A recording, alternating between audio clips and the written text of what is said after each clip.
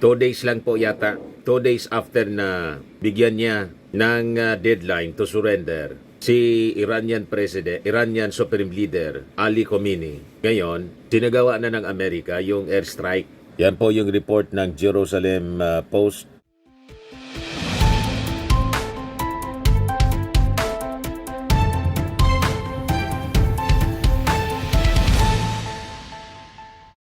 Hello po mga kababayan, si Dante Maravillas, Bicolano vlogger, broadcast journalist from Albay. So breaking news ngayon kasi mga kababayan, ibigay ko na ito sa inyo. In-announce ngayon po ni US President Donald Trump ang kanilang pambubumba, airstrikes sa mga nuclear facilities ng Iran. So hindi na umabot sa 2 weeks, 2 days lang po yata, 2 days after na bigyan niya ng deadline to surrender si Iranian Supreme Leader Ali Khamenei. Ngayon, sinagawa na ng Amerika yung airstrike.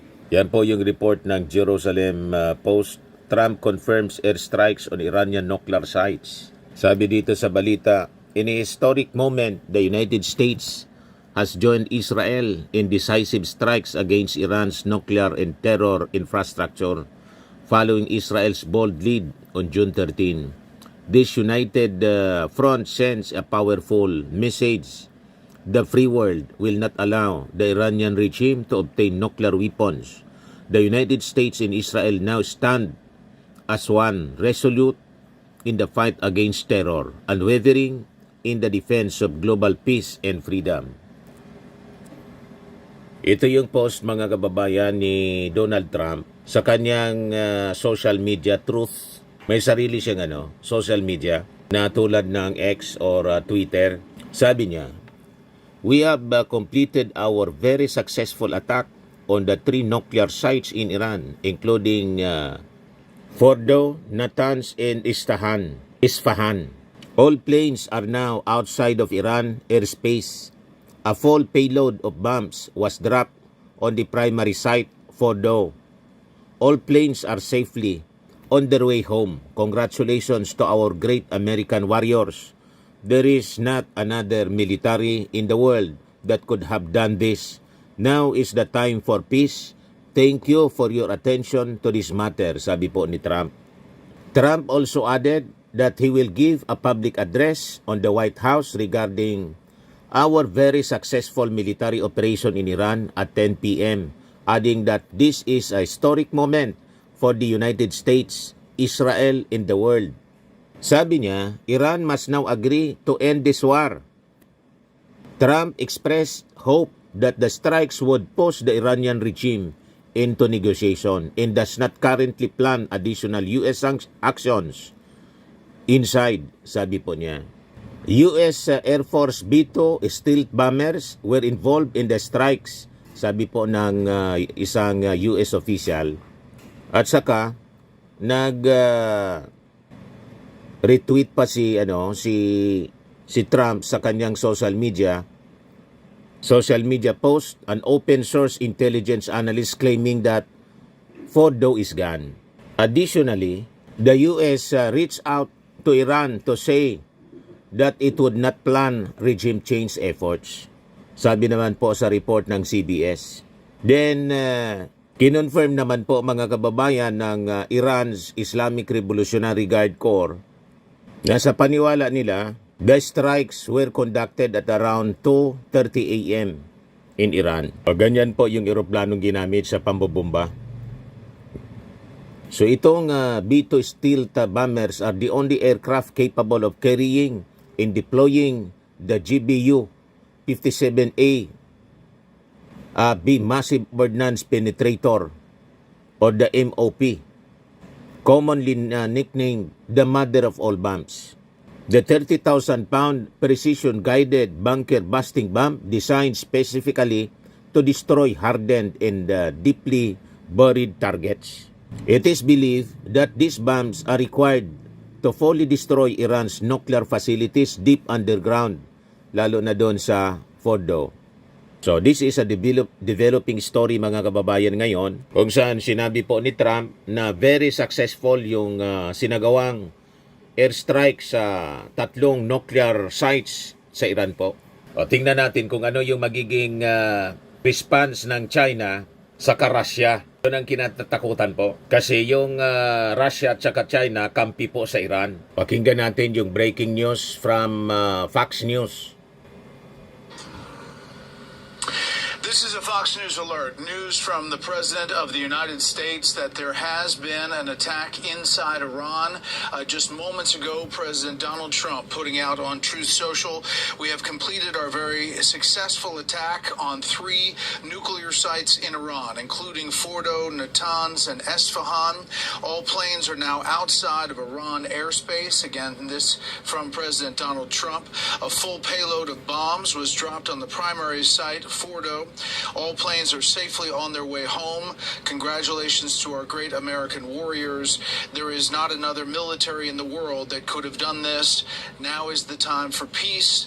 Thank you for your attention to this matter. Again, that's just seconds ago from President Donald Trump on Truth Social, suggesting that those B-2 bombers that perhaps were on the way may have been behind this. We'll get more details on these 3 sites that the president said has been attacked inside Iran. This comes after days of negotiations to try to get Iran to the negotiating table. The President of the United States saying it would have to be unconditional surrender, saying enrichment would have to stop. We heard from negotiations in Europe that that was not being accepted by the Iranians, that they would not stop enriching uranium. There was a thought that this could go as long as 2 weeks, as the president said he would decide within 2 weeks. However, 2 days is within 2 weeks. And now word from President Donald Trump that these attacks have happened. Again, interesting that 3 sites have been struck by U.S. bombers, and this again will get more information about the exact targets and what bombs were used. We expect that the GBU-57, the bunker buster, the massive penetrator bomb, may have been one of those used. Fordo is a nuclear facility inside Iran that is roughly a half-mile deep underneath a rock mountain-like facility that has been said to be the site of a lot of the enrichment capability. Esfahan, believed to be a storage facility for enriched uranium, and Natanz, another part of the nuclear facilities. They have several throughout Iran. It has been long described as a very difficult and tedious effort to go after these nuclear sites, but the U.S. for the first time launching an attack inside Iran. Again, the President of the United States saying all of the planes are out of Iranian airspace. The bombings do continue by the Israelis inside Iran as this back and forth volley between Israel and Iran has continued for some 2 weeks. We expect to hear more about this operation, not only from the Pentagon, but perhaps from the White House, although the White House this evening has called a lid as far as meaning no one will talk after that. That may be changing now. Obviously, we have this Truth Social post from President Donald Trump. Ayan po yung Isfahan nuclear facility. Satellite photo po. Durog na durog, mga kababayan. Ito yung nuclear site na tinarget nung hindi pa nasisira. Fordo facility, nuclear facility. Durog na rin siya ngayon, mga kababayan. Ayan po. Fordo nuclear facility, Natanz. Ito yung mga tinarget. Isfahan. So, 3, mga kababayan, na nuclear facility. Sabay-sabay ito na binumba ng Amerika ngayon lang po, para alam ninyo kung saan siya based sa map ng Iran, mga kababayan. So ito siya, yung Isfahan nuclear facility. Diyan sa may bundok, mga kababayan.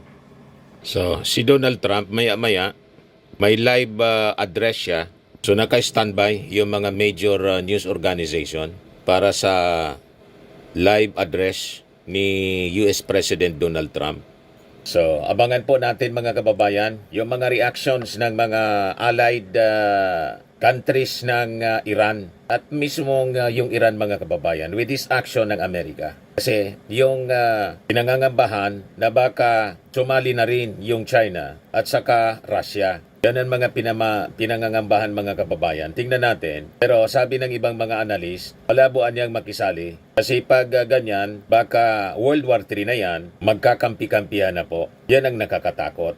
So we pray na sana after na bombahin ng Amerika yung mga nuclear facilities ng Iran, finally sumurrender na itong si Ali Khamenei para matahimik na po ang Middle East and the rest of the world.